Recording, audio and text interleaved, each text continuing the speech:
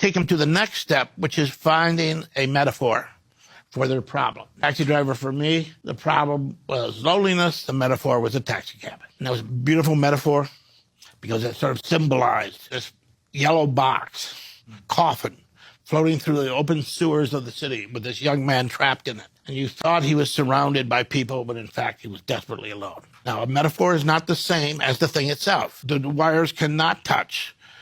If they touch, you won't get a spark. If they're too far apart, you won't get a spark. The metaphor has to just come close enough that there's going to be a spark. You have a problem, a metaphor. Now you start to go into plot.